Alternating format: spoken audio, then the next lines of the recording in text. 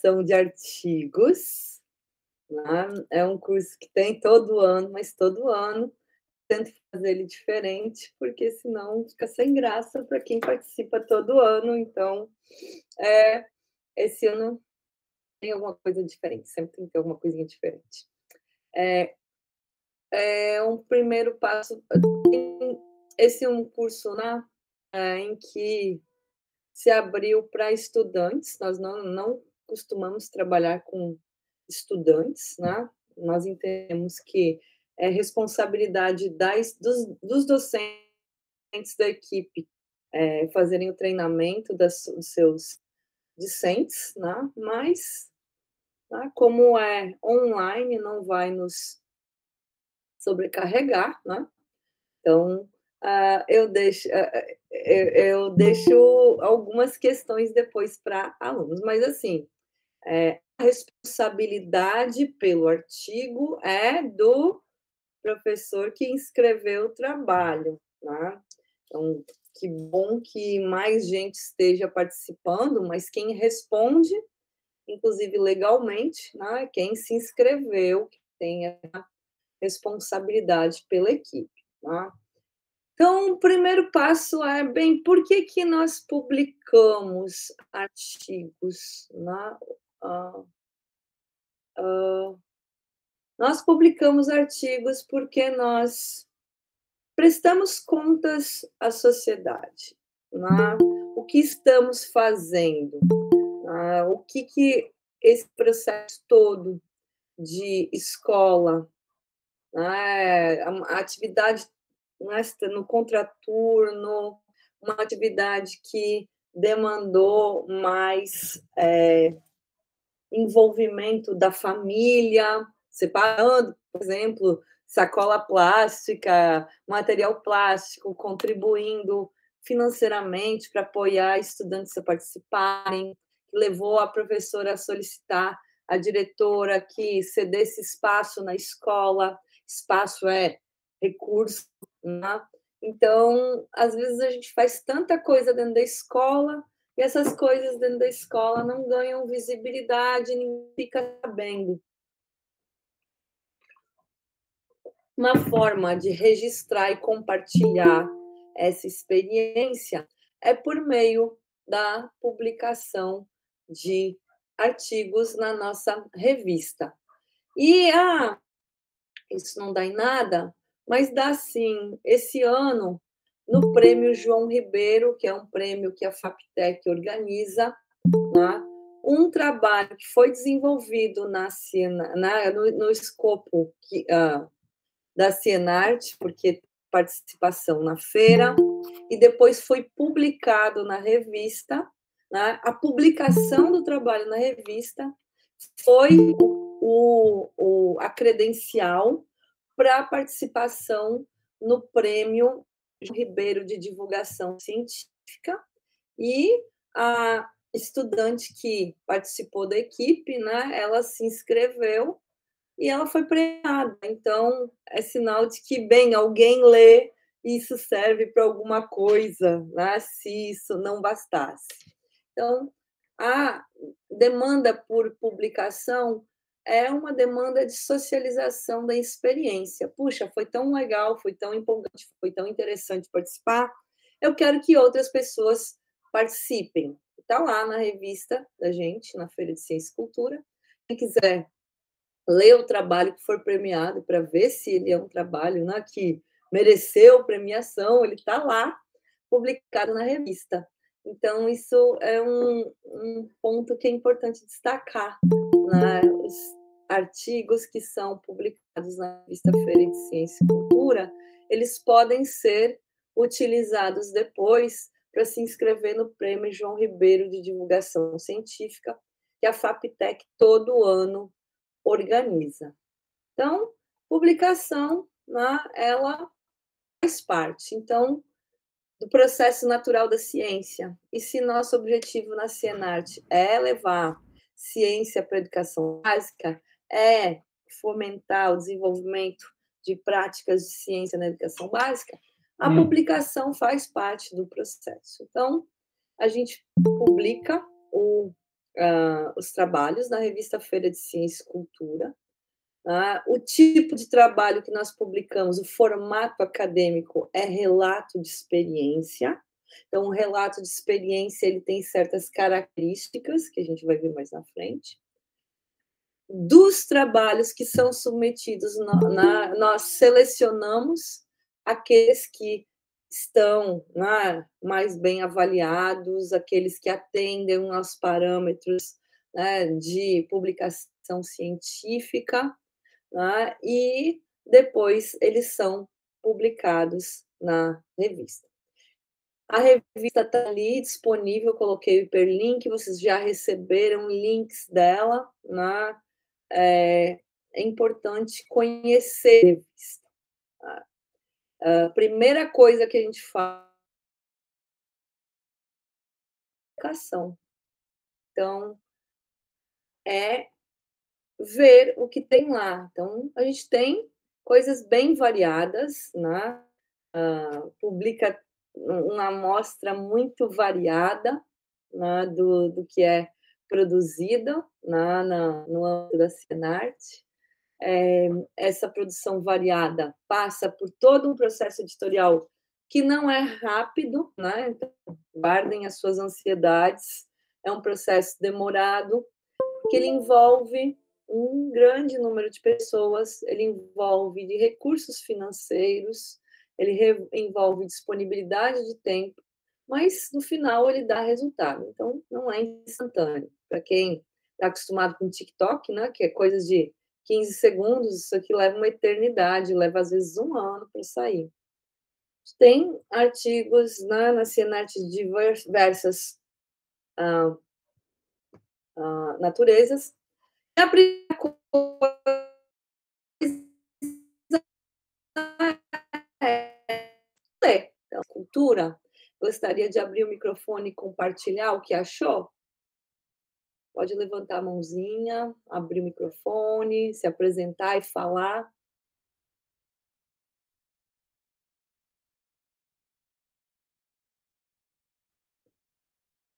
Ui, ninguém leu os artigos da revista e vieram aqui para fazer um curso? Então, primeira lição de casa: baixar a revista e ler. Sem ler os artigos da revista e puxão de orelha dos professores também que não leram. Aluno não leu, já é meio complicado. Professor não leu também, é mais complicado ainda. Então, sem ler, gente, ninguém vai para lugar nenhum. Então, quer ter artigo na feira? Primeira coisa é ler. E ler vários, né? Por que a gente tem que ler vários? Primeiro, para valorizar o trabalho de quem já esteve antes, né? Quem já fez antes. Segundo, para se familiarizar com o estilo de escrita, com o formato de apresentação das informações, para identificar os padrões, conhecer sobre o que eu vou escrever. Sem ler, ninguém escreve. E aqui quem está falando é a professora de língua portuguesa, né? Primeiro, a leitura. Então, dever de casa, baixar as edições da revista e ler vários, né? Professores, juntem seus estudantes e façam uma roda de discussão. Quais artigos leram? Que pontos positivos viram nos artigos? Que pontos negativos, no sentido que sentiram falta, ficaram curiosos?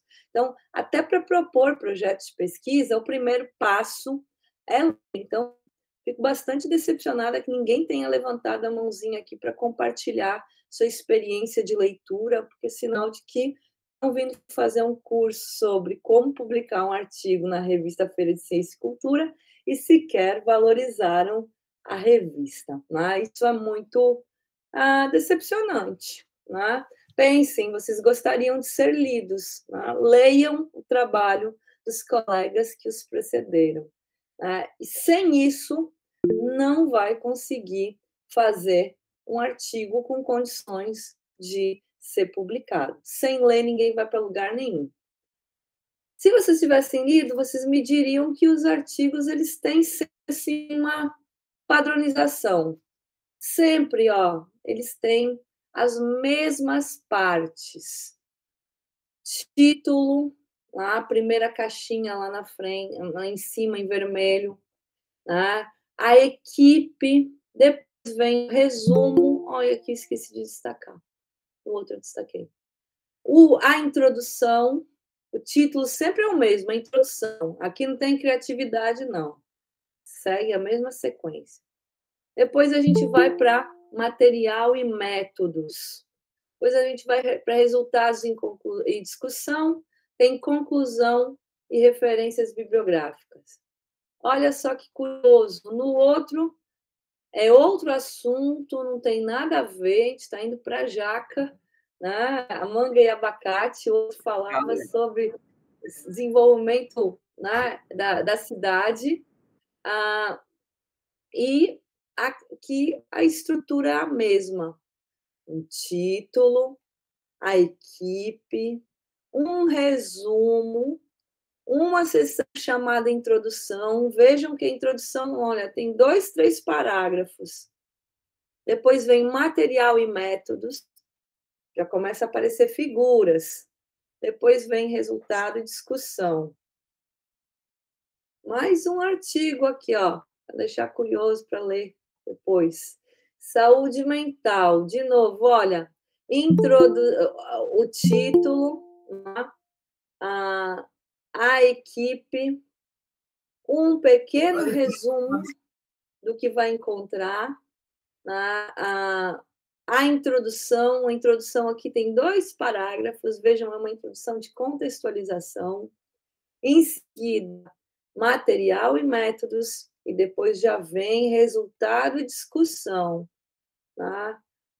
Aqui temos, olha, gráficos, fotografias, né, nos resultados de discussão.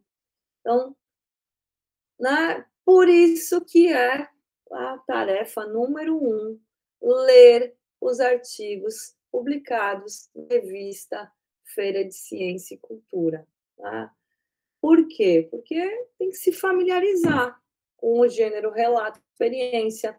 Isso tem uma estrutura, tem uma extensão, tem um vocabulário específico, tá? Não é um espaço criativo, é um espaço regrado, tá? Tem uma estrutura até, né, a ser seguida. É importante interagir, né, e ver quais foram as experiências aqui que já foram compartilhadas na revista que podem dialogar com a experiência que eu quero relatar. Então, é importante dialogar com os artigos publicados, isso fortalece,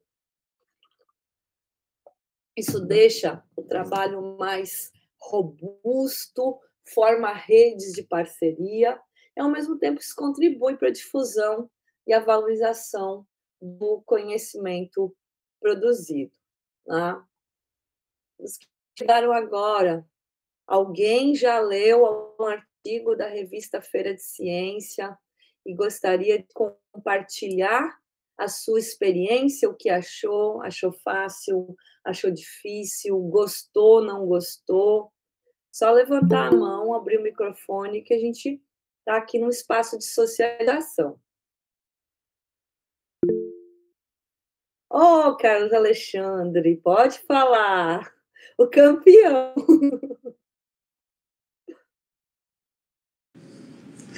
Bom dia, turma, bom dia, Raquel. Estão me ouvindo? Perfeitamente.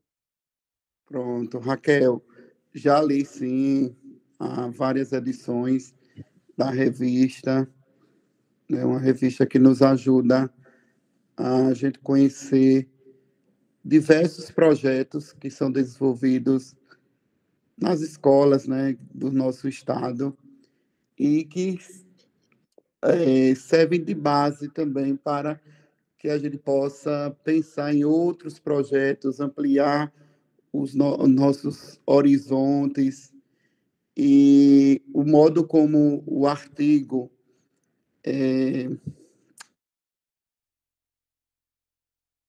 é um modo simples, né? Ele não tem muita dificuldade, né? E porque pede ali entre 3 a 5 páginas, tal, e as divisões, né, por parte, né, os itens, né, por exemplo, a introdução, o método, a discussão e a questão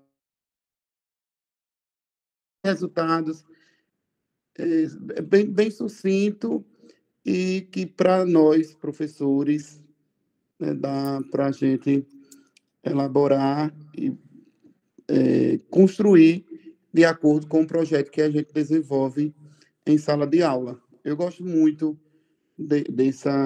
dessa forma de artigo, né? Porque a gente no dia a dia a gente tem uma demanda muito grande e se fosse exigir um artigo ali como nós teríamos dificuldade no sentido não de não sabermos fazer, mas no quesito de tempo, né, para a gente construir o material. Mas a forma como a Cienarte cobra da gente, né, para o envio do artigo é bem legal.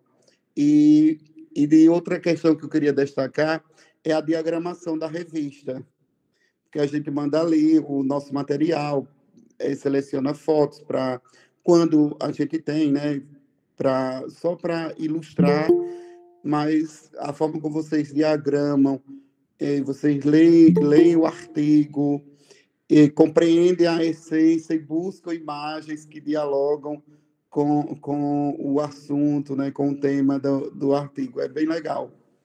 Eu aproveito também para parabenizar todos vocês que diagramam a revista, viu?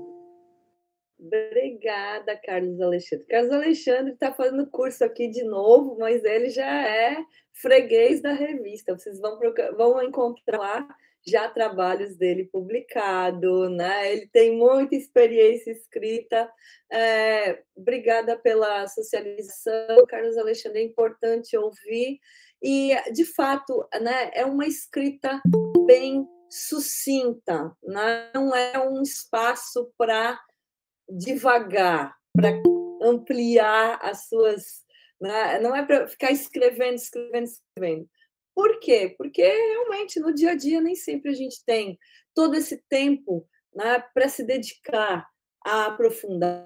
Não quer dizer que o que está sendo apresentado aqui não possa vir a ser desenvolvido em um tamanho maior. Pode, até deve, né, no mundo ideal. Mas nesse momento aqui, não, o gênero relato ele é sucinto, estruturado e ele é replicável. A ideia é que a gente replique. Um outro aspecto, né, é siga o modelo, né? Baixem o template. Vocês devem ter recebido no e-mail junto com o cronograma, né? E lá tem um template, e isso tem impacto no que Carlos Alexandre falou, na diagramação, né? Seguir rigorosamente a estrutura. Não mudem o tipo de fonte, não mudem os espaçamentos, não. Eu estou hoje inspirada, vou escrever 10 páginas, não mudem os títulos internos, né? Eu acho que material e métodos não é legal, eu quero colocar percurso da minha metodologia. Não façam isso, né?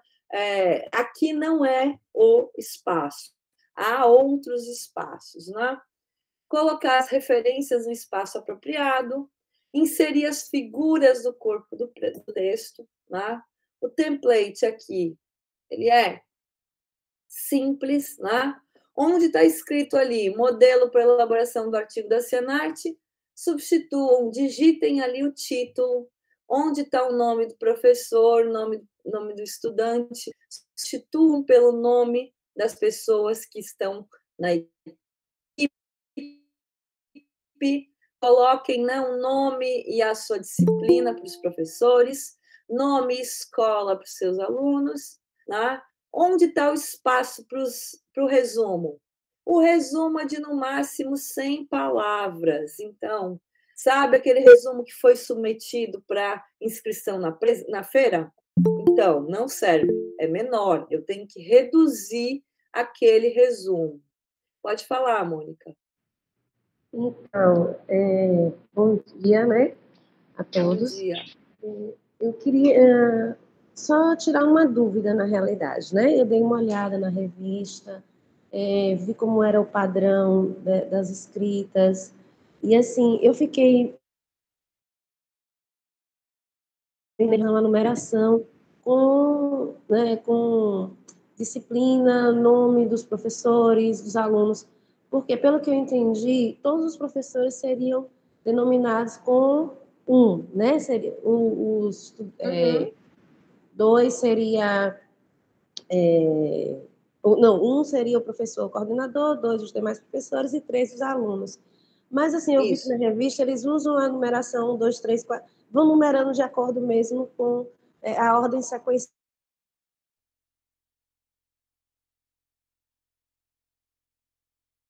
dessa.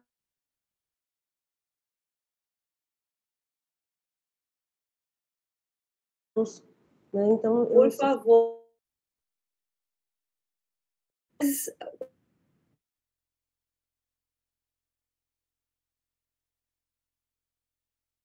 Tá vendo? Ó, aqui a gente está considerando todos são professores da mesma.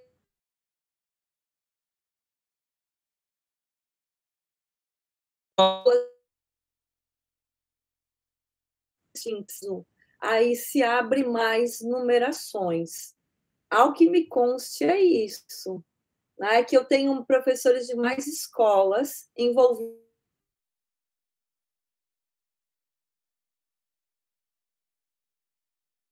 O professor coordenador, né?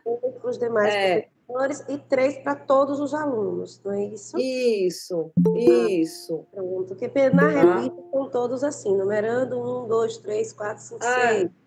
Né? A gente começou a deixar mais conciso, porque estava entrando muita gente, e isso come um bom espaço na diagramação. Isso. A gente paga por página, né? Então a gente tem que economizar um pouco no espaço, mas é importante identificar quem está fazendo o quê, né? Então a gente está tentando agrupar agora por instituição. Que no começo, sabe, Mônica, a gente tinha trabalho só de uma escola. Agora a gente já tem trabalhos que são de 2 ou 3 escolas juntas, e aí começou a abrir muitas notas, então a gente começou agora a juntar tudo. Então, no momento do template, é isso. Certo. E embaixo também eu mantenho, quando for falar dos professores, a disciplina, aí eu vou manter também o número 1 para a disciplina do professor coordenador, 2, né, a mesma numeração que tiver em cima, quando eu relato todos os nomes, não é isso? Isso. Tá bom, muito obrigada. Ok, então, o resumo, depois a introdução, e se vocês lerem o template, já tem ali instruções de como ele deve ser executado. Então, a configuração da página, né, o tamanho da letra. Ou eu quero roubar um pouquinho, vou botar a letra 11 para caber mais coisa. Não adianta, depois vai ter que mudar para 12 e conferir. A gente está lidando, né, com a introdução. Ela, 2, 3 parágrafos. Posso fazer maior? Pode. Mas o espaço total são 4 páginas. Tá? A seção seguinte é de material imerso, então, explicitar contexto da pesquisa, as escolas envolvidas, períodos, série, as turmas que executaram, né, o trabalho, material, quando, né? Essa parte do artigo é a parte em que a gente explica o passo a passo. A seção mais importante para nós é a de discussão. Essa daí, ela precisa, assim, se tem 4 páginas, gasta no mínimo 2, né, para isso, né? Então, é importante a gente ter o máximo de detalhamento no resultado de discussão. Pode ser desdobrado em subseções, porque às vezes a gente quer falar de etapa 1, etapa 2, né? Então dá para fazer um desdobramento. A conclusão, né? Fechando o ciclo do trabalho, né? É um momento de avaliar, né? Qual é a contribuição, o trabalho atendeu ao que foi esperado, né? Quais foram as dificuldades, quais são as novas perspectivas a serem, né, exploradas a partir desse trabalho, né, dos resultados encontrados. Então, a gente tem um fechamento. E, no final, as referências citadas seguindo o padrão da ABNT. Então, tem um template, e o template, como vocês viram, ele segue uma estrutura de organização. Essa é uma estrutura de organização, uma estrutura retórica que é clássica da ciência, né? Uma introdução, ela vem no acrônimo do inglês, né? Tem uma introdução que contextualiza, problematiza, material e métodos, resultados, né? O AI de ligação e a discussão no final. Então, a gente segue essa organização lá. Bom, a introdução é o que foi feito, por quê, né? É isso que eu espero ao ler, né? Ao ler o trabalho. Materiais e métodos, como foi feita a pesquisa, os resultados, o que você encontrou nessa pesquisa, a discussão desses resultados, o que eles significam e as suas conclusões. Então, basicamente, né? Eu preciso dizer qual é o problema que o relatório vai abordar, descrever, né, o que é necessário para entender esse problema, dizer, né, o que é o estudo, como ele foi concluído, qual é o principal resultado e por que isso é importante. Essa é a liçãozinha de casa da escrita do artigo. Né? Fazer uma reflexão, né, sobre isso. A gente pode, né? É uma escrita coletiva, né? Não vai ser um sozinho, é uma equipe. Então, uma equipe se reúne, pode fazer uma rodada, né, de tempestade de ideias, né? Cada um vai contar, vai tentar fazer uma escrita, pode tem várias maneiras de operacionalizar isso em equipe, né? Para voz coletiva reverberar nessa escrita coletiva. Embora seja coletiva, tem um lá que assume a tarefa, geralmente professor responsável, professor coordenador, ele assume a tarefa de colocar no papel, colocar na estrutura do template, tudo aquilo que foi desenvolvido. Né? Aqui, né, é um momento também de recuperar lá o diário de bordo, né, que a gente já teve curso explicando como fazer. É um momento de dar uma relida lá no diário de bordo para reativar as ideias, os passos, copiar coisas do diário de bordo. Né? O diário de bordo não é o artigo. Né? O artigo ele se apoia nas informações, né, que foram registradas no processo da pesquisa, daí a importância de um documento como o diário de bordo. Então, no artigo, essa reflexão toda tem que se refletir no título, na introdução, que contextualiza o problema, no material e métodos, que explica o que foi, né, o que foi feito, os resultados, que é o filé, né, o que eu encontrei, qual a minha conclusão e quais as referências. Muito importante, né? O prazo, né? Cumpra o prazo. Por que eu tenho que cumprir o prazo? Porque aqui todos nós aqui somos ocupados. Ninguém aqui está mais ocupado que o outro. E para que funcione, todo mundo tem que cumprir o prazo. Então, nós temos um cronograma, né? Vocês receberam esse cronograma, nós temos até 8 de setembro, próximo domingo, assim, esse, né? O domingo agora. O próximo, né? 7 de setembro é feriado, tem desfile, mais motivos para a gente se planejar. Tá? Oi. É pergunta? Não, não é. Então, todo mundo tem compromissos, né? Ninguém mais é mais compromissado do que outros aqui. Por isso que a gente precisa de organização. Então, o tempo está passando, né? E a organização é crucial. Dividir as tarefas para que a gente consiga dar conta e entregar no prazo. Por que a gente tem? Mas a feira é só 18 de outubro. Me dá um tempinho a mais, eu preciso, todo mundo precisa, inclusive nós. Né? Então, é muito importante conhecer o fluxo da pesquisa científica. Então, antes de um artigo ser publicado, a gente tem todo um processo que acontece por detrás, que é importante que todo mundo conheça. Né? Esse processo, ele também é um processo para todas as áreas da ciência, né? Não só para relatórios da Cienart, mas para artigos científicos, né? Para avanços na ciência.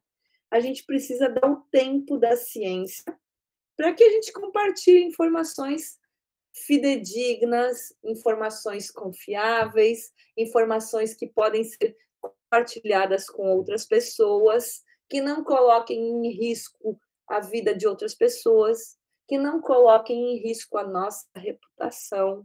Então, é um processo que a gente chama de revisão pelos pares. Então, nesse processo, né, de revisão pelos pares, né, nós temos 3 entidades: autores, que são aqueles que executam, desenvolvem a pesquisa e depois escrevem o artigo. Tem a revista e editores da revista, que recebem os artigos e mediam o processo de avaliação, e a avaliação de revisão pelos pares, né, que é convocar voluntários especialistas para decidir, né, e se aquele resultado compartilhado no relatório é publicável ou não. Então, após a revisão de pares, né, o editor pode decidir por pedir mudanças aos autores, dizer, olha, aqui não está bem explicado, ou essa informação aqui é inconsistente, ou essa informação aqui não está clara, ou, né, pode decidir por não publicar. Né? Olha, nesse momento o texto não está amadurecido o suficiente para publicação. Então, essas pessoas estão envolvidas no processo. É um processo colaborativo. Tão ocupados quanto vocês estão, essas pessoas também estão. Então, isso é dentro das demandas de disponibilidade de tempo dessas outras pessoas, né, que não são remuneradas por essa tarefa, né, mas é uma tarefa que faz parte da roda da ciência. Sem essa tarefa, não vai. Né? Então, há várias etapas, né? A primeira etapa, né, aqui, é a etapa antes da feira. Essa etapa antes da feira é uma etapa que a gente vai fazer uma verificação de se o artigo atende aos requisitos da revista ou não, e uma nota preliminar, né, baseada nos critérios da feira. Num segundo momento, aqueles trabalhos, a partir da nossa nota preliminar, né, e que se adequaram, vão para o processo, né, de avaliação às cegas, de pareceristas, e depois, né, aqueles artigos que receberam a recomendação dos pareceristas, eles voltam para os autores que fazem a revisão do artigo, né? Reescrevem o artigo, enviam novamente, e aí é publicado. Então, dia 8 de setembro está só começando, não é aquilo que vai ser publicado, se for publicado. Há uma série de etapas a posteriori que demandam tempo, mas que são necessárias para que a gente tenha uma revista confiável de ler, que a gente possa recomendar essa revista para os nossos colegas, que a gente possa seguir o que aquela revista está dizendo que é legal fazer. Né? É um processo de confiança na ciência. Há um conjunto de pessoas por detrás disso, né, que não aparecem, é um processo anônimo, mas que é crucial para que a gente tenha uma boa ciência, para que a gente tenha um trabalho de peso, que sirva de referência para novos trabalhos. A etapa 1, a etapa 1 é uma etapa de checklist. Né? O artigo respeitou o modelo, o template? Aqui é uma hora que muita gente cai fora. Né?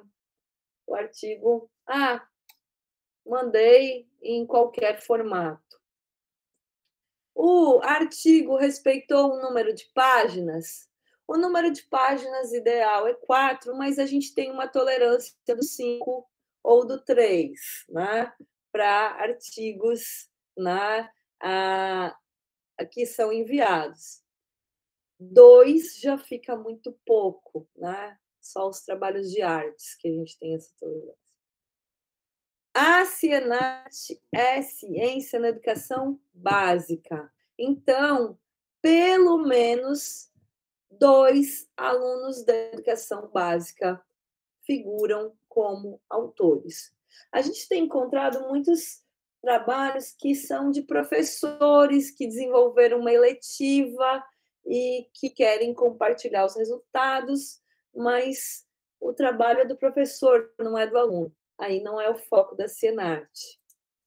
Ao mesmo tempo, né, o trabalho é de, no máximo, 10 alunos da educação básica como autores, porque é o número, né, da nossa equipe.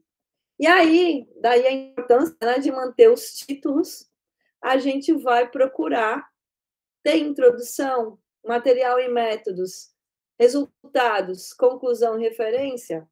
Sim, ok, não, está fora. Mas eu não chamei de introdução, eu falei de novos desafios. Está fora.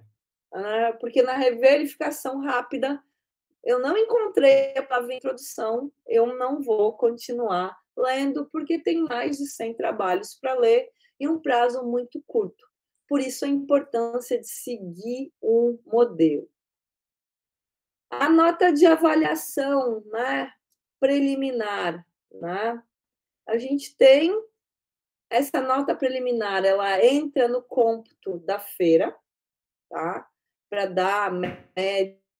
É mais uma nota que entra para compor o número, compor os itens de avaliação da feira, né? Que é a nota para o caráter inovador e diferente do que é desenvolvido em sala de aula, que a proposta apresenta. A nota de o quanto aquela proposta contribui para o desenvolvimento do espírito crítico científico. Então, essas duas notas,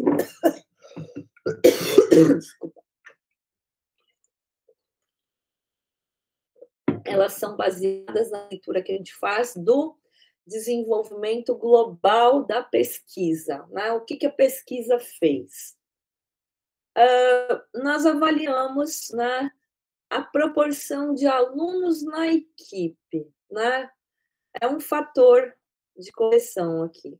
Em equipes em que o número de professores é maior do que o número de alunos, a nota é multiplicada por 0,8. Quando a equipe tem o mesmo número de professores ou mais alunos do que o professor, o fator de correção é 1, ou seja, não altera a nota. E, ao ler o trabalho, né, a gente avalia o protagonismo. Quem é que executou as coisas? Foram os alunos ou foram os professores?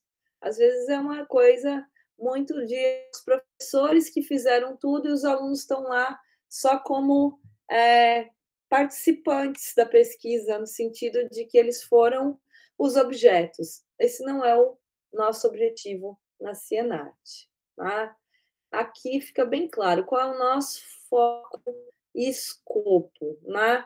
Relatórios podem ser de qualquer natureza, mas os relatórios da Cienart são relatórios de pesquisa científica desenvolvida na educação básica, né? Que envolva tanto alunos como professores e também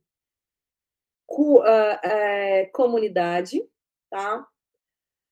O protagonismo dos alunos, né, no projeto, desde a concepção da ideia até os resultados, e o caráter investigativo do projeto. O que não é nosso foco, nem nosso escopo, né? Os relatórios de disciplina eletiva, né? Não tem muito professor que apresentar o que fez na sua disciplina eletiva. Não é o objetivo aqui. Sequências didáticas que professores fizeram. Não é o objetivo aqui. Experiências docentes que foram bem-sucedidas. Não é o objetivo aqui. O coaching estudantil, né? Motivação, mudança de vida, escolha de carreira. Não é aqui, se não tiver relacionado com pesquisa. Projeto só de aluno. Também não. Tem que ter professor na equipe. Projeto só de professor. Também não. Tem que ter professor, aluno na equipe. Como é que a gente identifica isso? Né? Pelo artigo. Né? A voz plural, né? A especificação dos atores de cada etapa, quais são as suas ações, no delineamento das etapas, na atribuição dos papéis de cada um dos participantes desse projeto de pesquisa. Depois da feira, nós verificamos aqueles trabalhos que foram efetivamente apresentados, porque tem gente que manda o artigo, mas no dia não deu para vir, então só fica com os que efetivamente foram apresentados. Nós estabelecemos uma nota de corte para os artigos selecionados, então tem muito mais artigo do que o que nós conseguimos publicar. O mundo ideal, a gente gostaria de publicar tudo, mas não dá, né? Tem custos envolvidos, né? Tem demandas de tempo envolvidas, né? Então, não dá para publicar tudo que a gente recebe. Então, a gente estabelece uma nota de corte. Então, o fato de não ir para a revista não quer dizer que o artigo seja ruim.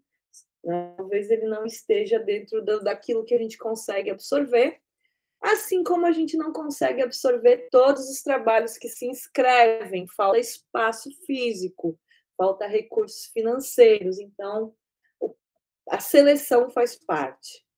E mesmo depois, né, nós não publicamos tudo que é avaliado. Nós temos alguns critérios. A gente só publica um por autor. Então, o professor é coordenador numa equipe, mas é colaborador na outra, ou vai um ou vai outro. Se os dois forem aprovados, a gente escolhe, a gente negocia para ver qual dos dois vai ser publicado. Os dois tá. E ainda assim, só é publicado aquele artigo que acata as mudanças no prazo solicitado. Então, nós entramos em contato por e-mail, enviamos o parecer, os pareceres, no caso, quando tem mais de um, solicitando modificações, e há um prazo para fazer isso, né? Se não cumprir o prazo, a gente tem que passar adiante, porque não dá para ficar esperando, tá, a próxima. Bem, então, esse é o processo. Não tem como não deixar de falar sobre isso, porque nós já tivemos no resumo, né? Eu já falei disso na elaboração do projeto, né? Então, a inteligência artificial, na redação científica, ela vai aparecer nos artigos, eu imagino, né? Mas a gente precisa conversar um pouquinho sobre isso e precisa também, né, ter clareza de como vai lidar com isso, né? Então, Chat GPT está aí, né? Usa quem quer, né? E tem muita gente que usa, né? Usa tanto que faz até artigo com ele, né? A gente detecta quando escorrega e esquece as pistas, né? Mas a gente começa também a detectar quando começa a vir aparecer padrões anômalos nos resumos e nos artigos também. Então, eu dei o curso no começo do ano sobre elaboração de projetos e falei do uso responsável de IA. A IA é muito útil, mas a IA está a nosso serviço, né? Apareceram resumos aí que foram criados por IA. Vou mostrar para vocês o que é um artigo criado por IA. Dá para fazer, mas o preço que vocês vão pagar vai ser muito caro pelas reputações que vocês estão construindo, se é que vocês têm algum zelo pelas reputações. Dá para descobrir, tá? Não tentem burlar, quer dizer, tentem, né? É pior para vocês. A gente precisa discutir sobre isso. Tá aí, é fácil de usar, mas ela tem consequência. Em tempo de IA, né, a gente pode usar, a gente deve usar, mas a gente vai usar com sabedoria, com responsabilidade e com ética. Esse é o nosso papel aqui enquanto formadores. Enquanto formadores, tanto como docentes, mas como pesquisadores que formam equipes. Então, vamos refletir sobre isso. Então, a primeira coisa para escrever um texto curto, né, limitado por páginas, é começar pelas imagens. Então, comecem pelas imagens, porque uma imagem vale por 1000 palavras. Uma imagem, às vezes, resume o máximo de informação que a gente precisa. Né? Comecem pela imagem. Né? E tem hoje muito recurso, né, disponível para gerar boas imagens, né? Imagens elegantes, imagens que sejam, né, bastante didáticas. Né? Tem alguns recursos de grátis, tem alguns recursos pagos, mas, por exemplo, o Mind the Graph, ele tem algumas coisinhas que podem ser usadas, né, de graça. Né? Procurem lá, especialmente quem está lidando com áreas. Né? Tem muitas bases de ilustração que a gente pode adaptar, e é uma base específica para a ciência. Faço no Canvas. Gente, Canvas faz de catálogo, de cardápio até post de Instagram e tal. Se vamos usar, né, inteligência artificial, vamos usar inteligência artificial preparada para a ciência. Então, o MindGraph é uma base com ilustrações, o templates de ilustrações científicas. Então, às vezes, a gente precisa de alguma coisa, precisa de um desenho de um osso. Eu não consigo desenhar. No Google só acho coisa mal feita. Aqui vocês podem encontrar uma imagem, né, que subsidie a elaboração de outra imagem. O BioRender é outra, né? E também essa é aberta. O BioRender permite construir esquema, ilustração numa,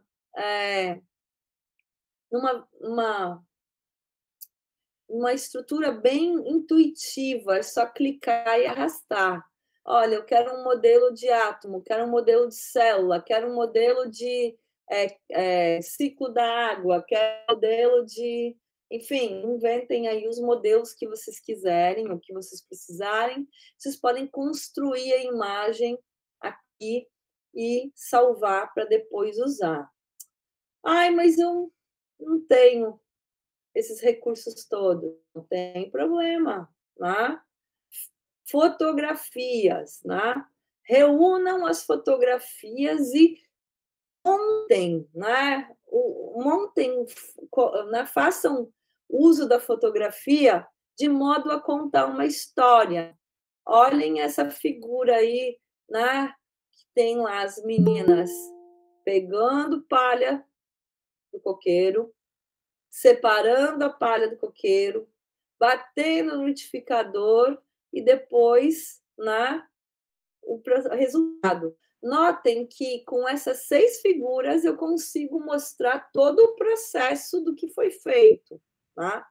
Essa outra, né, que mostra a sequência de imagens de uma visita à horta, né? Eu tenho todas as figuras, eu faço uma composicionalidade das imagens. Isso ajuda bastante a explicar aquilo que eu quero, né? Dá uma noção de narrativa. Oi, alguém quer falar?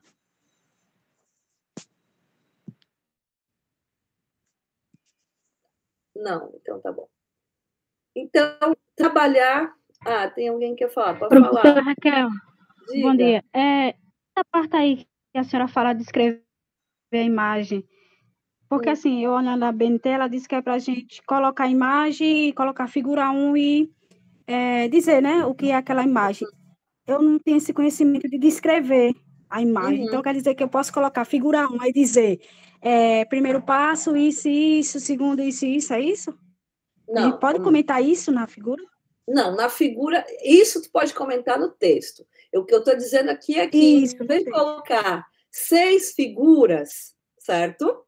Olha, primeiro eu peguei as palhas, depois eu peguei não sei o quê, depois eu botei o liquidificador, bati, virou isso. Em vez de eu descrever uma por uma, eu posso compor uma única figura com as 6 imagens e elas estão em sequência. Entendi agora. No caso, as imagens, elas ficariam em ordem do procedimento, né, do trabalho realizado, né, na ordem, né? Isso, Pronto. mas em vez de eu inserir 6 imagens independentes, eu juntei essas 6 imagens em uma única e expliquei que, olha, essas imagens ali, ó, etapas do processo da pasta. Depois eu vou lá na discussão dizer, olha, primeiramente foi necessário, né, catar as palhas no coqueiro, depois preparar, eu descrevo tudo no corpo do texto, certo? Mas para que eu ganhe espaço, tá? Porque eu tenho poucas páginas, eu posso compor as imagens todas em uma sequência, né, que dá uma ideia de método, né? Usar as imagens de uma maneira combinada, como uma narrativa mesmo. Certo? Ok, então tá bom. Fiquem à vontade para perguntar. Eu posso usar também, né, preparar gráficos, né, representações, sumarizações, né, das informações quantitativas. Né? Então, às vezes, o gráfico ele diz bastante do que eu encontrei de resultado. Então, preparar gráfico. Eu tinha 30 perguntas, eu vou colocar mais um slide?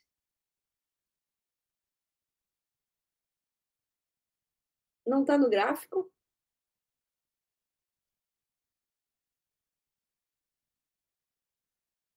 Não, ué, por que não? Comece mas o gráfico é imagens. Eu estou tratando ele como imagens, né? Preparem os gráficos, salvem o gráfico como uma imagem, né?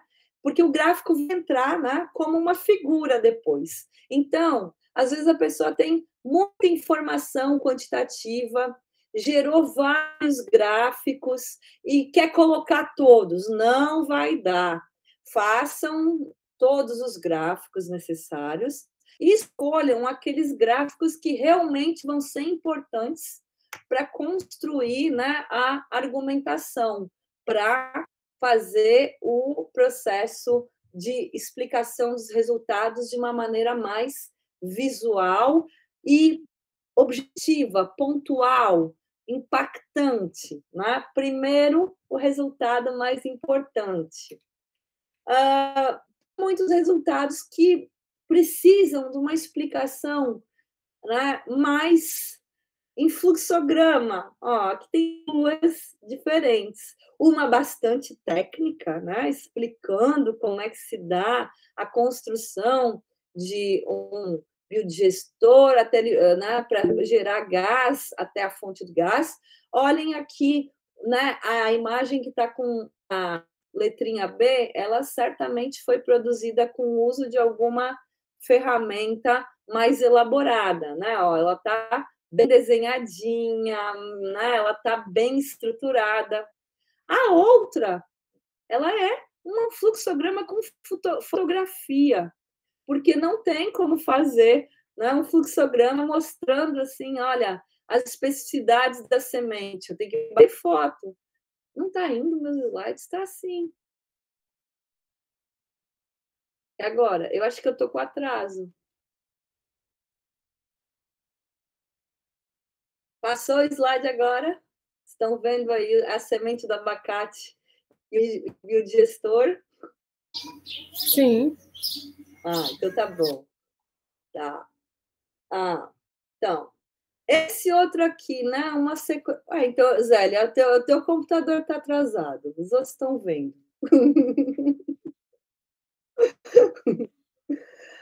Essa outra sequência aqui, olha só, eu estou usando,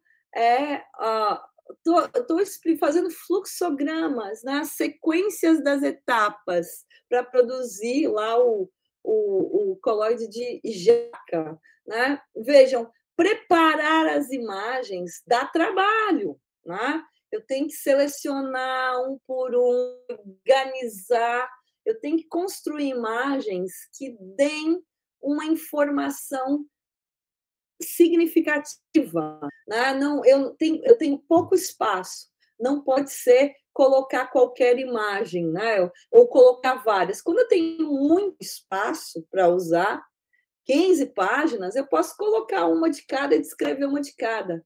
Quando eu tenho pouco espaço, eu preciso trabalhar na composição da imagem de modo que ela conte uma coisa maior, uma narrativa maior. Então, né, por que a gente começa pelas imagens? Né? Porque a gente consegue formar já um resumo visual. Né?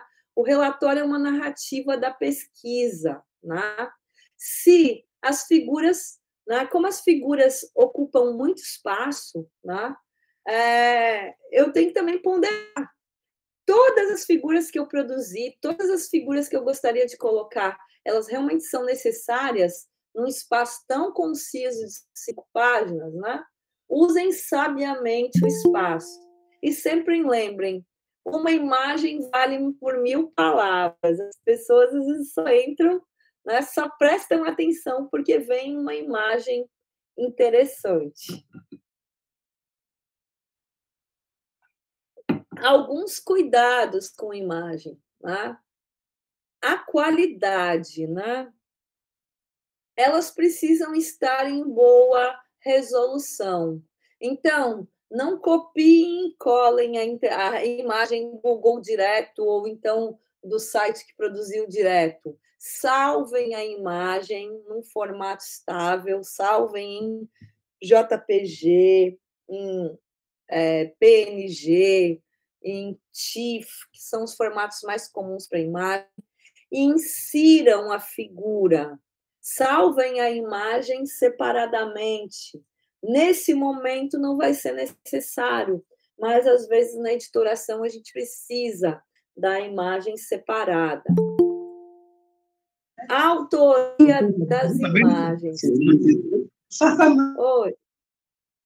Autoria das imagens, né? Se a imagem é retirada de uma outra obra, de um livro, né? Se é uma fotografia cedida por outra pessoa que não é da equipe, se a imagem é produzida a partir de diferentes fontes, se a imagem for produzida por uma IA, deem o crédito, né?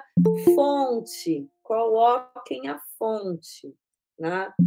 Sempre avaliem se a imagem realmente é necessária para o trabalho. Ela vai ser descrita depois ou ela está ali só para dar volume de páginas, né? Se ela está ali fazendo alguma coisa, ou ela é só uma... Existe uma diferença entre imagem e ilustração. Ilustração é aquelas coisinhas fofinhas que a gente coloca na diagramação. Imagem, né, entra como figura, é aquilo que é importante para explicar o resultado da pesquisa.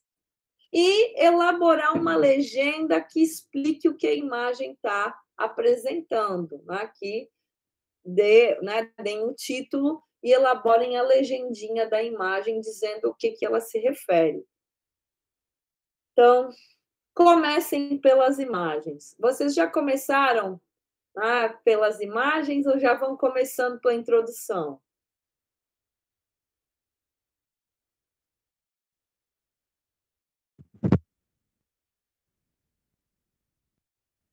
Ou não escreveram artigos ainda? Então, a primeira coisa que eu faço quando vou escrever qualquer trabalho meu, tá? Seja resumo até artigo, eu começo preparando as minhas imagens. A introdução é a última coisa que a gente vai fazer, minha gente, na escrita de um trabalho, tá? O leitor segue uma ordem linear que é a que a gente apresenta, mas a produção ela é otimizada quando a gente vai nessa ordem. Depois das imagens, né, a gente vai para os materiais e métodos. Aqui, o caderno de bordo ele é muito útil, porque ele vai dar a precisão necessária. Né? Ali eu tenho informação de quando aconteceu, né, a ação, exatamente o que eu usei. Né? É importante, nos materiais e métodos, né, descrever tudo que foi necessário para executar o que está nessas imagens. Né? Então, prepara as imagens, mas agora eu tenho que dizer o que foi necessário fazer, né? O que era necessário ter, os procedimentos, as rotinas, né? O que é, quando aconteceu, né? Isso foi desenvolvido quando, né? Qual o período do ano, qual o período, né? Na linha do tempo, quais os materiais utilizados, né, para fazer isso. Uma descrição detalhada. Onde isso aconteceu? Pode falar. Quem que levantou aí? Marta. Bom dia. Bom professor, dia. Esse diário de bordo, o professor ele pode escrever também ou tem que ser produzido somente pelos alunos? Olha, o diário de bordo tem um curso específico para isso, certo? E eu recomendo, está gravado, assiste o curso lá. Eu vou dizer o que eu entendo e como eu lido. Está aqui, ó, o meu está aqui, ó. Não é uma escrita. Eu não escrevo coletiva, eu não escrevo individualmente. É uma escrita coletiva do que foi feito. Tem uma relatoria e tem participantes daquela sessão. Então, hoje nós fizemos o teste de um protocolo, estavam presentes fulano, beltrano, cicrano, o trial foi esse, o prompt foi esse, o resultado foi esse, funcionou, não funcionou, próxima sessão vai ter ajustes. Próxima sessão estavam fulano, beltrano, cicrano, geralmente tem uma pessoa que assume a relatoria. O diário de bordo é requisito para avaliação em outras feiras, tá? Não na Cienarte. Na Cienarte ele é alternativo a quem não quiser entregar artigo, né? Eu não sei como é que está esse status agora, mas para credenciar em outras feiras tem que ter diário de bordo. Então a gente tem, e esse diário de bordo das outras feiras tem especificidades. Eu posso falar do meu, Marta, do meu diário de... Eu não chamo de diário de bordo, eu chamo de caderno de laboratório, né? Porque... Então, tem coisas assim, ó.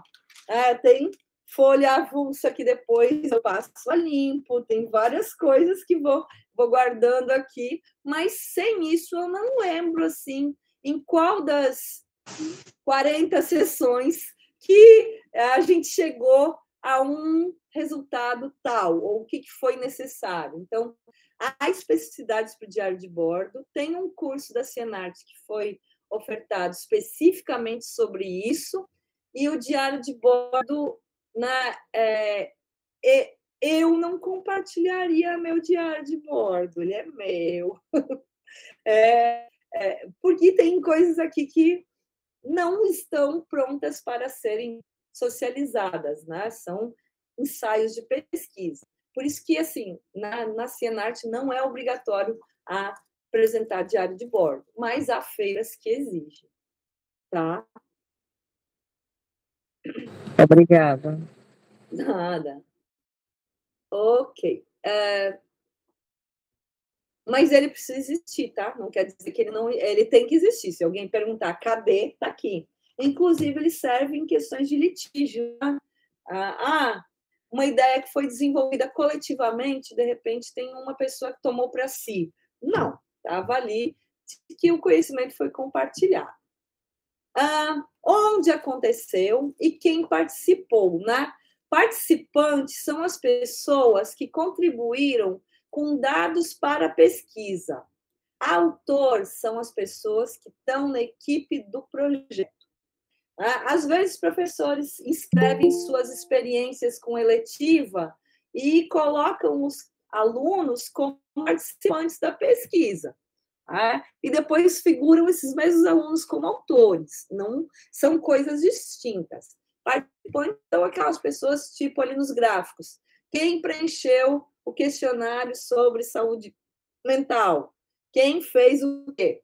Então, essa é uma distinção que é importante.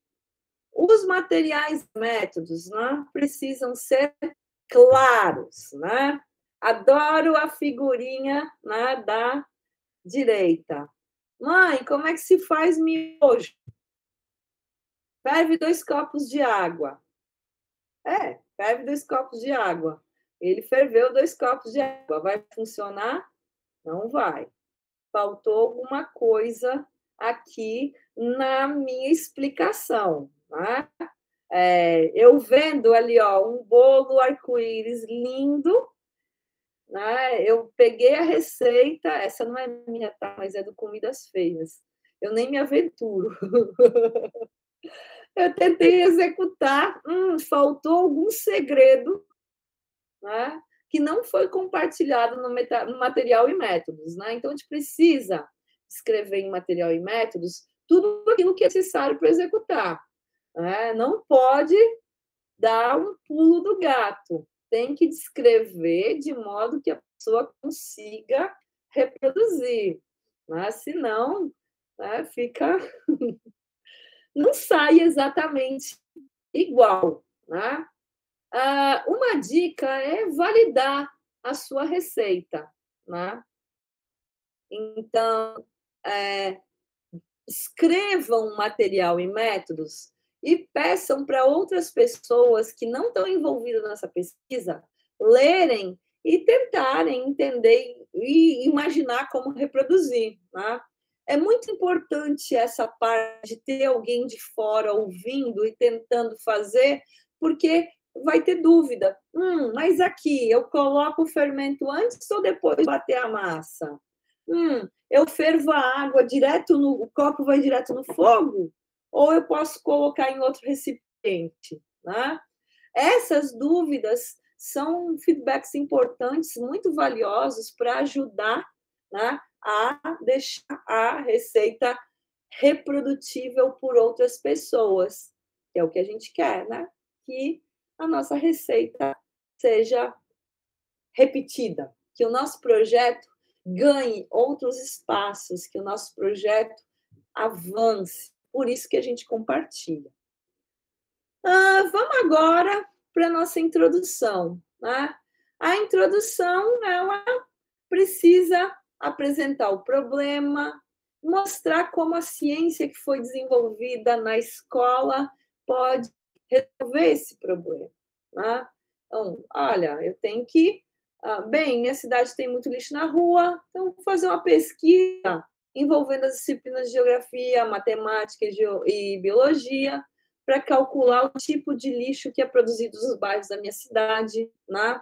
É nesse momento que eu declaro o objetivo do trabalho, quem fez e quando. Guardem bem aqui o meu problema e a proposta de solução de problemas. Eu vou voltar a ele mais adiante. Lembrem dele aqui. Então, a introdução, ela precisa me dar esse contexto, né? O que eu fiz, né? O que eu tinha ali de problema para resolver, o que eu estou fazendo, com que objetivo, quem fez, quando fez, também pode já ser antecipado na introdução. E depois eu volto, né, para resultados de discussão. Né? Eu retomo o objetivo e começo a acionar ele com as figuras que eu produzi. Tá? O resultado mais importante vem primeiro. Aí sim, aquilo que a Jaqueline perguntou. Descrever a figura. Qual a relação das figuras com os objetivos? A gente precisa encontrar uma costura entre introdução, materiais e métodos, né? E aquilo que está apontado lá precisa ser refletido nos resultados. Né? Eu preciso mostrar que aquele problema com o material e métodos que eu descrevi resultam em. Né? Eu consigo mostrar essa relação. É importante nesse processo, né, trazer discurso de autoridade. Isso dá força na problematização, né? Isso é importante também para corroborar resultados. Eu convido de novo a dar uma olhadinha nos trabalhos que já foram publicados na revista Feira de Ciência e Cultura, não só para escrita, mas para mostrar que outros trabalhos já chegaram em direções semelhantes. Mostrar que isso não é uma coisa isolada, né? Que há outros trabalhos que já apontam na mesma direção. Aí a gente começa a formar um corpo de evidência, de ciência na educação básica que mostra, né, uma direção. E isso aparece lá depois nas referências. Meu trabalho precisa de uma conclusão, né? Ao final, um balanço do processo. A solução testada funcionou? Funcionou, não funcionou? Funcionou em partes? O que poderia ser feito diferente? Tá? O que definitivamente não funcionou? A gente, às vezes, só quer reforçar o resultado positivo, mas é muito importante compartilhar também aquilo que deu errado, para que outros, né, não comentem, né? não cometam o mesmo problema, né? Não, o mesmo erro, para que eles consigam, né, ter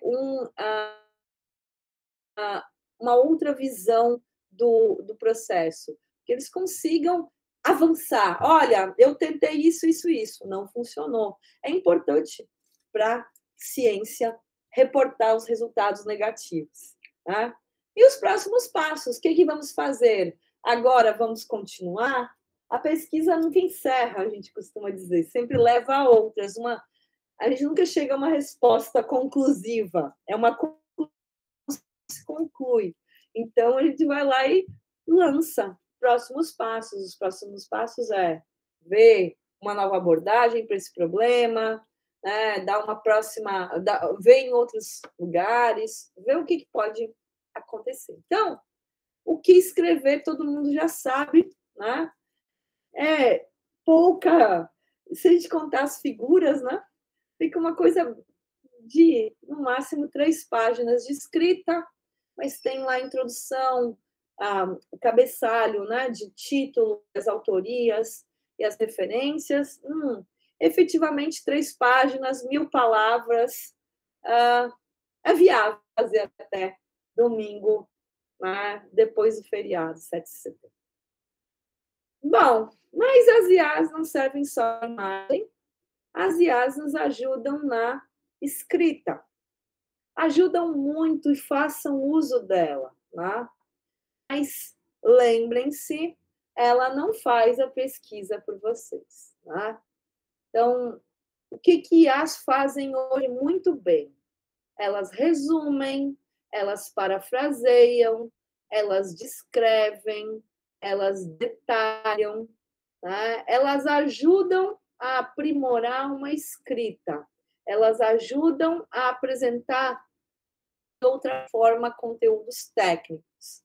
Elas ajudam numa seleção de estilo, né? Elas ajudam numa seleção de público, mas elas não fazem a pesquisa por nós. Tem que ter alguém que sentou e escreveu a primeira versão, que foi burilada, aprimorada na IA. Então, né, o meu exemplo aqui, olha, eu tenho um resumo, mas eu quero reduzir isso aqui para 50 palavras. Nisso ela é muito boa. Ela resume em 50 palavras. Mas eu escrevi numa linguagem muito técnica. Agora eu quero que ela faça uma versão, né, mais palatável, né, para educação básica, por exemplo, com menos termos técnicos. Ela faz também. Ela pode também fazer o contrário. Eu escrevi as ideias do modo como eu estava pensando, com o repertório que eu tinha, né? Então, eu posso pedir para a IA agora escreva numa versão formal. Vai lá e pode fazer o caminho contrário do que eu pedi. Tá? Ela ajuda na revisão da gramática do texto. Tá? E ainda me diz onde eu errei. Se é que eu errei, tem algumas coisas aqui que eu discordo que não precisava ser. Tá? Tal como, eu quero deixar tal como, eu tenho poder, o texto é meu. Tá? Ele trocou uma vírgula da enumeração por um E.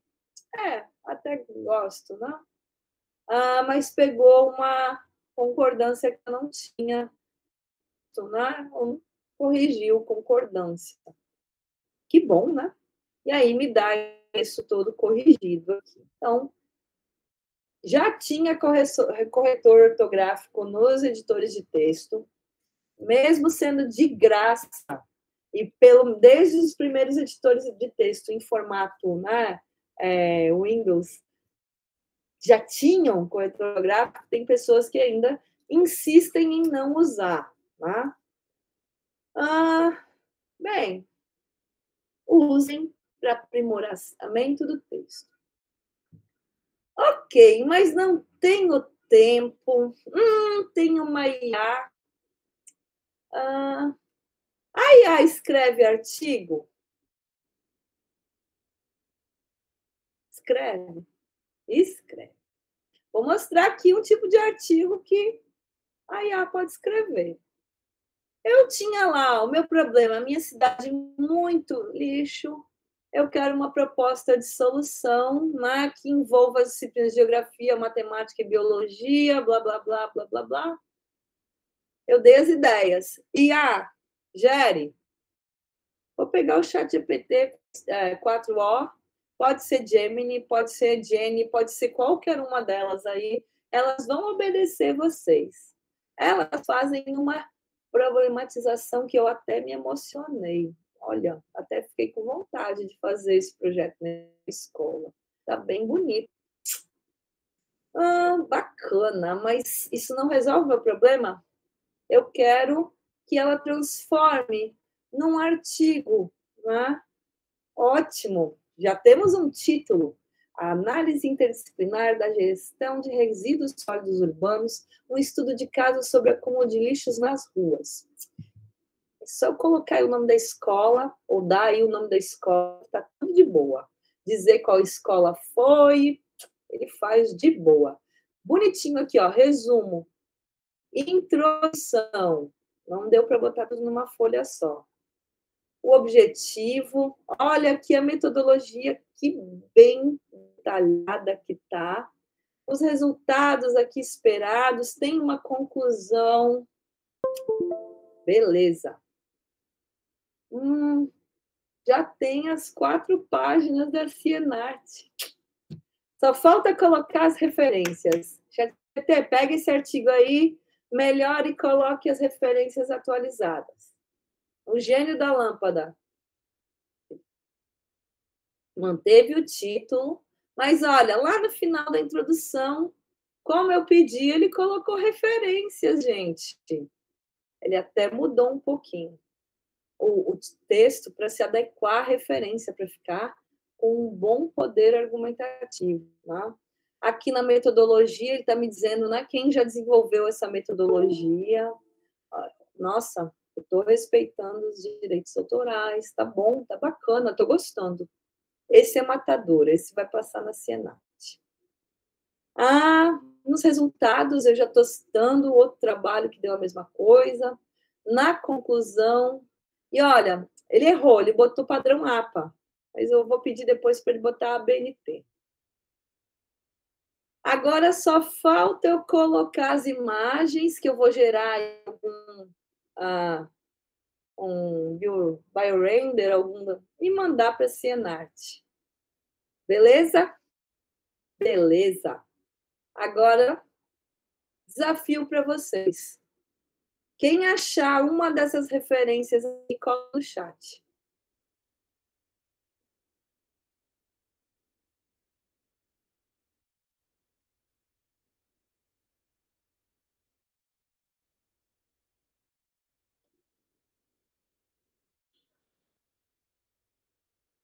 Dá um tempo para vocês fazerem. Então, não está com computador.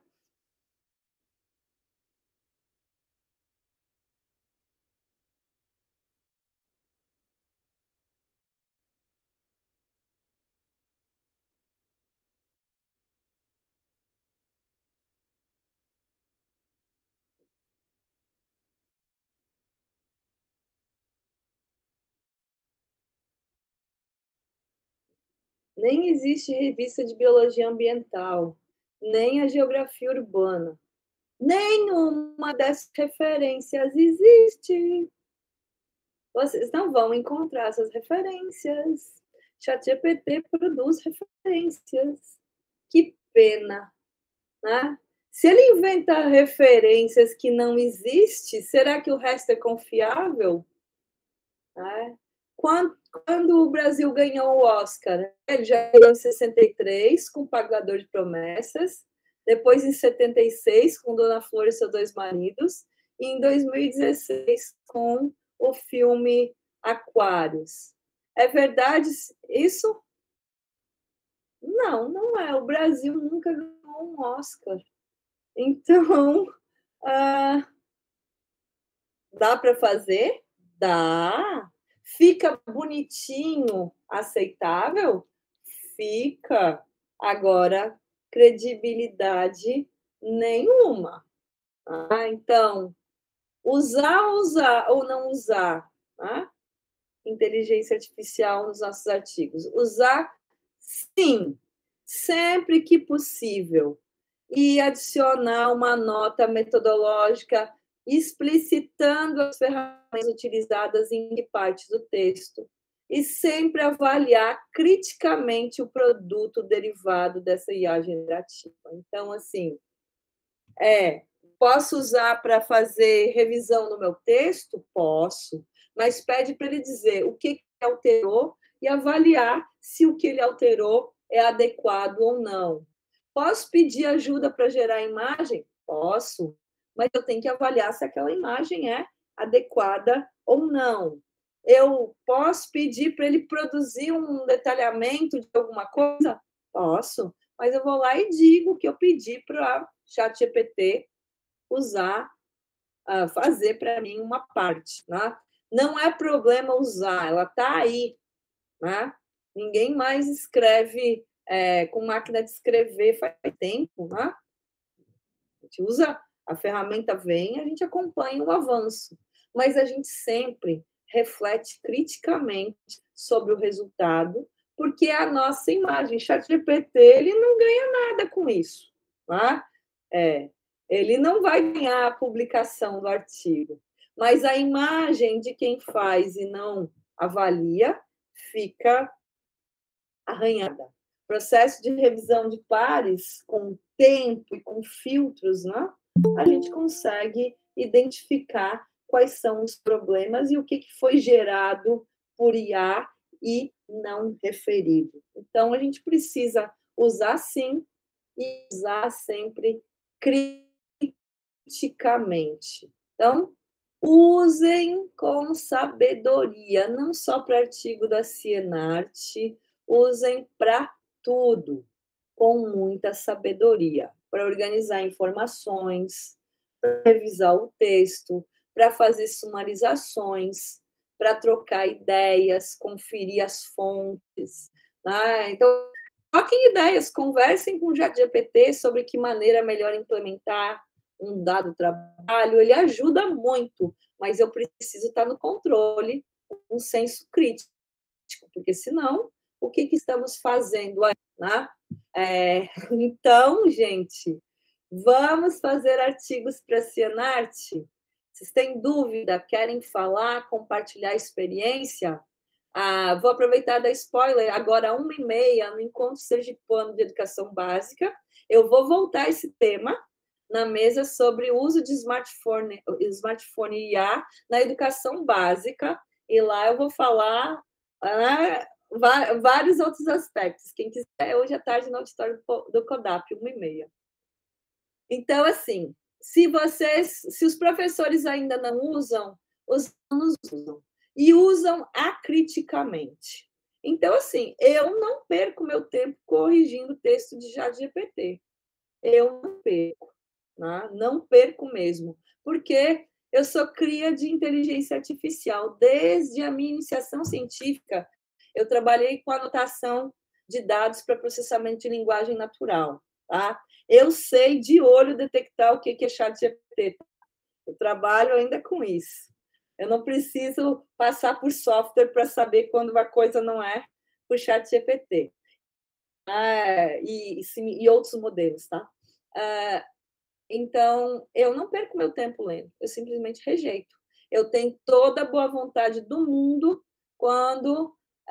mas eu uso sabiamente. Eu uso para aprimorar minha escrita, para fazer resumo de coisas maiores. Sabe quando tem que encaixar um número de palavras e eu não estou sabendo onde cortar? Aí ela me ajuda. Quero sumarizar e transformar em tópicos um texto, ele me ajuda. Quero que ele me mostre onde estão os problemas, ele me ajuda. Tem muitas coisas que ele me ajuda. Agora, ele não faz tudo para mim, e tudo que ele faz, eu olho. Então, esse é o spoiler de Cienarte esse ano, né? Vai rolar ChatGPT? Vai. Mas a gente precisa usar com sabedoria e dar o exemplo. Usar com ética, com responsabilidade, avaliando sempre criticamente. Vou parar aqui. Perguntas, dúvidas?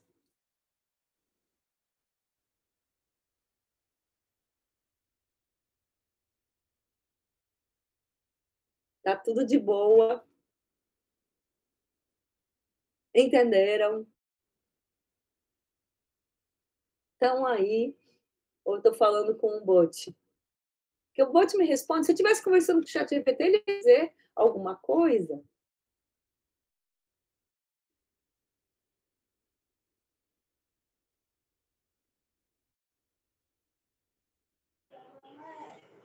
Bom dia, eu estou aqui, eu vi tudo. E estou entendendo tudo direitinho, viu? Que bom, bom saber que tem humanos.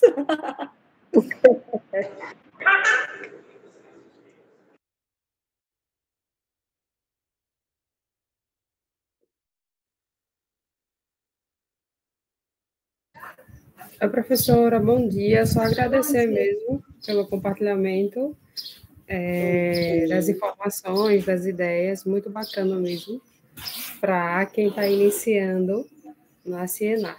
Só gratidão mesmo. Está iniciando, Gabriela? É a primeira vez que eu participo esse ano. E aí, quais são as dificuldades? Quais são os desafios?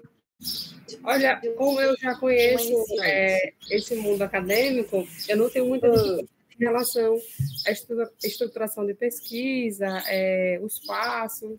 É mais, na verdade, aproveitador, porque todo conhecimento ele é válido, né? Quando a gente entende que o conhecimento ele é uma ferramenta muito importante. E trabalhar isso com os alunos é fundamental, porque a gente vê muito no ensino superior, né? E pouco isso na educação básica. Então, incentivar a pesquisa, a pesquisação, incentivar a criação é algo muito, muito prazeroso para quem gosta de ciência. Que bom, Gabriela. Bem-vinda. Depois que entra, é difícil sair. Obrigada. Nada. Quem mais quer falar? Valdomiro levantou a mão. Bom dia, professora. Tudo bem? Eu só queria tirar algumas dúvidas, que a dúvida que surgiu hoje, eu sou novato também, estreante também na Cinearte com meus meninos, e a gente está fazendo um trabalho. Agora, com essa tecnologia, né? A tecnologia traz coisas novas, novidades novas, como você diz, a gente tem que utilizar com sabedoria, né? Aí eu queria perguntar, tipo, meus alunos fez o trabalho, tipo assim, a introdução, tem a conclusão.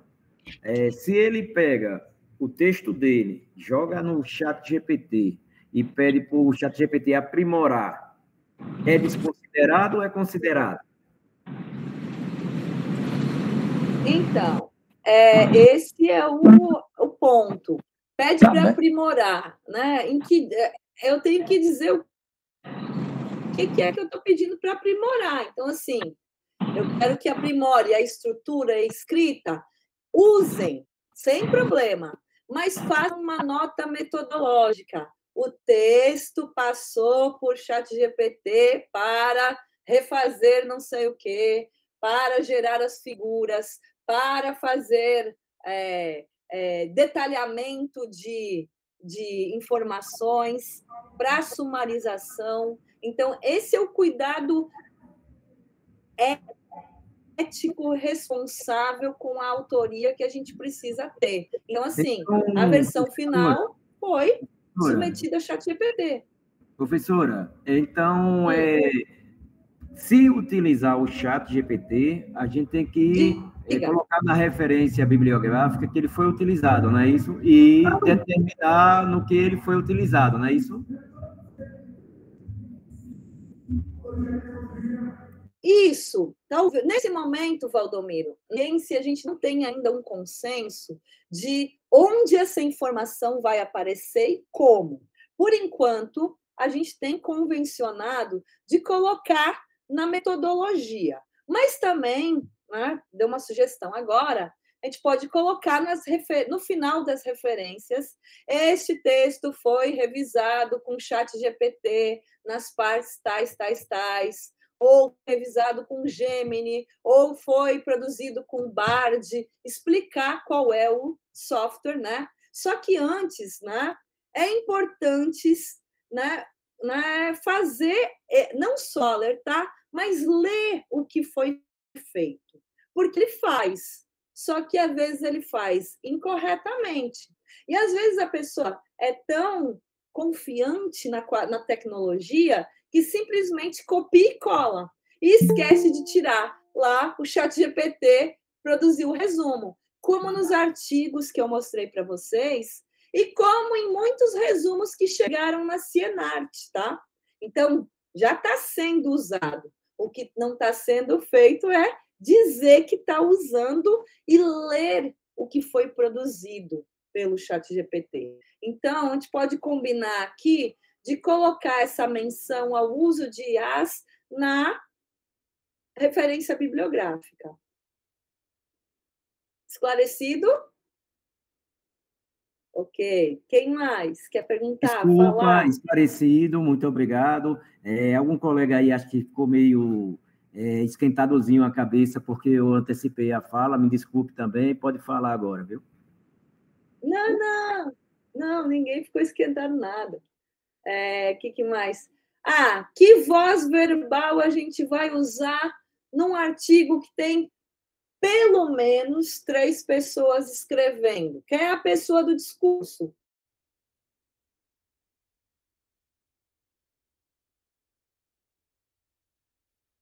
É o eu, é o nós ou é o indireto?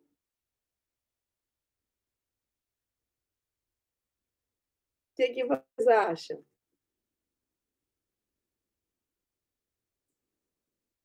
Então, olha, a gente pode tanto trabalhar com realizou-se uma pesquisa, procedeu-se a investigação, mas também não tem problema, não existe, né, normas para isso, obrigando ou proibindo. A primeira pessoa é muito desejável. Quando eu escrevo em colaboração, eu, Raquel, não tenho dúvidas.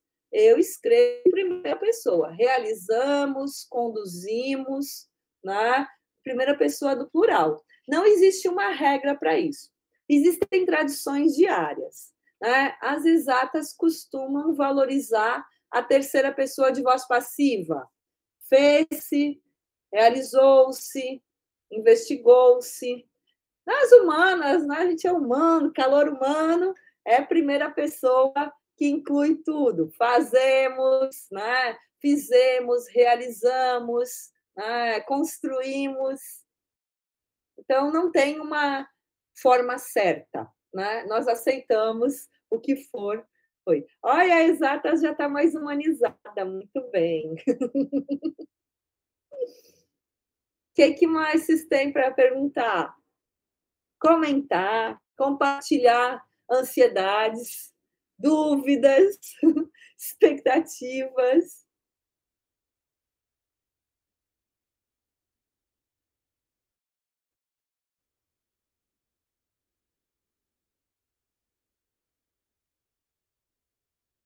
Nada? Tá tudo de boa?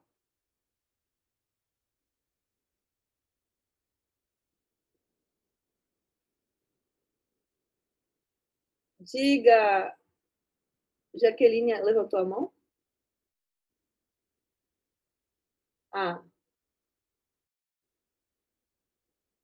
Não? Então, enfim, vocês querem abrir a câmera para a gente tirar a foto? Faça um print de tela, porque a internet da UFS não está boa.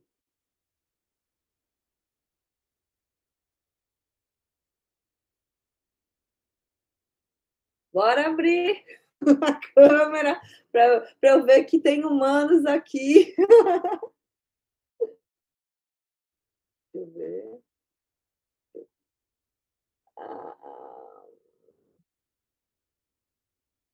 Quem está sem câmera também não tem problema.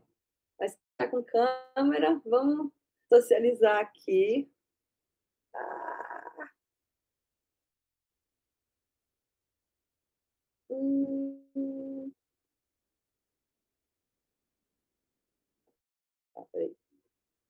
Agora vocês não podem falar, porque senão eu não consigo trazer o print. Espera aí.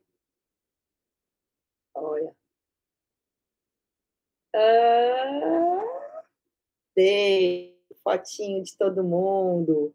Então, assim, Tem aluno de educação básica que queira falar, se entendeu, se tem dúvida, se quer participar da escrita, ou se já teve experiência de escrita?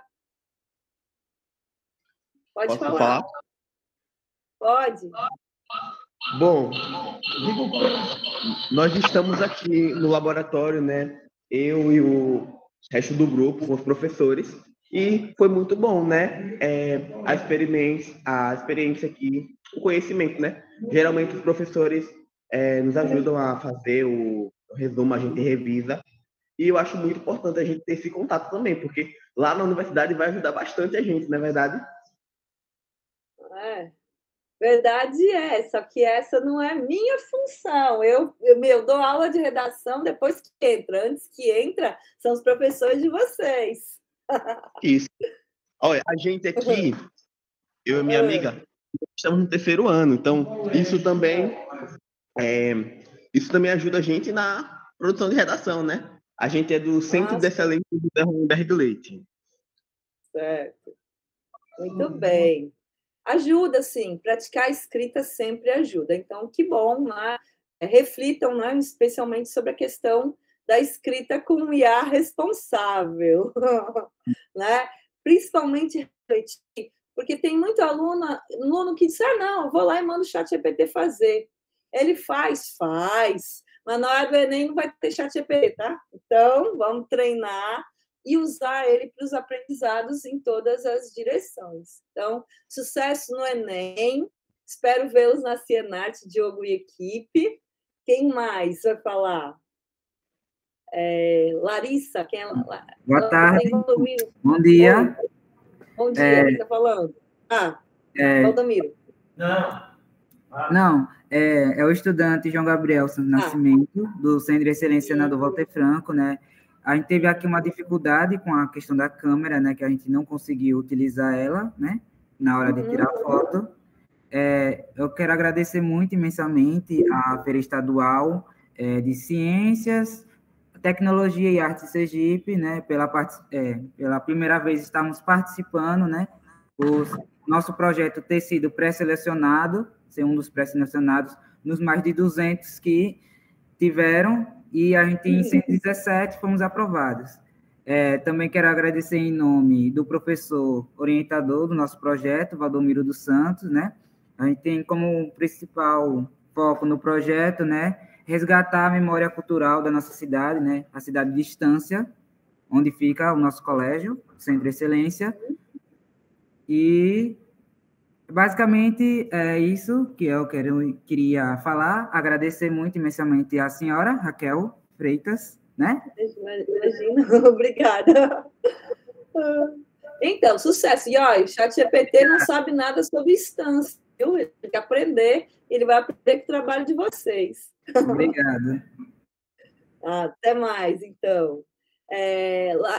Larissa? Sim, bom dia. Então, eu quero agradecer por poder participar disso. Tem sido uma experiência muito boa, muito gratificante e aprendizado também.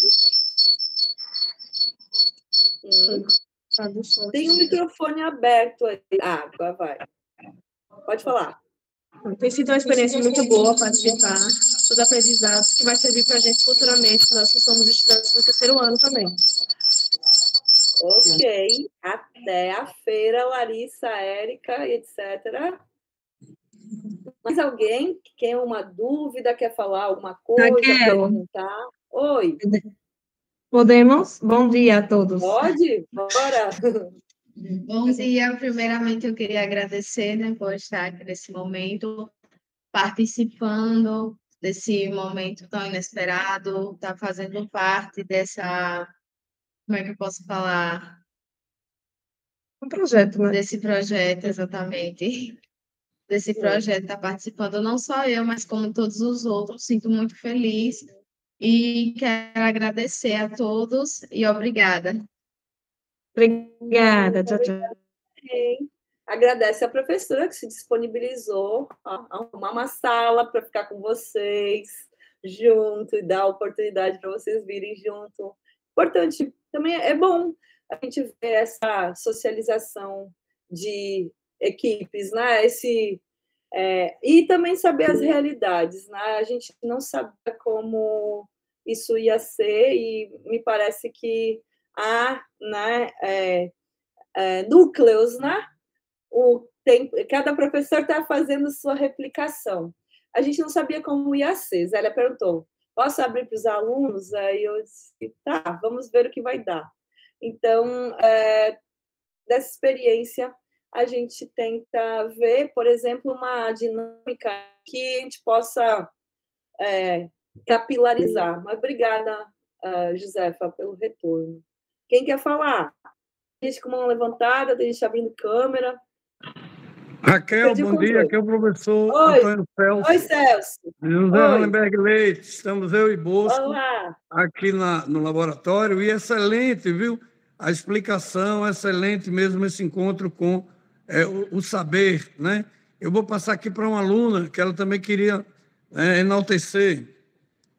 Olá, meu nome é Isadora, mas podem me chamar de Isa. Então, como o meu professor falou, né? Assim, é muito importante para nós adquirir esse conhecimento. E foi bem esclarecedor, realmente, né? Já que eu tinha pequenas dúvidas sobre. E em relação ao ChatGPT, é uma coisa que, de certo modo, já vai estar muito presente na nossa vida. Então, a maneira de utilizarmos ele é de maneira consciente, responsável também, né? E para nós isso é super importante. Então, gostaria de agradecer, né? Foi muito esclarecedor para mim, consegui tirar muitas dúvidas. E é isso, fortalecer essa ideia de que nós jovens temos que ser conscientes, né? A escola tem que nos ensinar isso, na verdade, de nos tornarmos cidadãos conscientes. E com isso, vamos partir para a universidade, tirando onda, e vai ser muito massa. Muito obrigada. Ok, até a Senat. O Celso já é batidinho, todo ano está no curso de artigo. Aí vai vir fazer de novo? Não, porque tem coisa nova. Obrigada, Celso, obrigada, Hollenberg Leite, por dar o espaço para a realização. Quem mais quer falar? Joaquim Silveira, está com a câmera ligada, quer falar?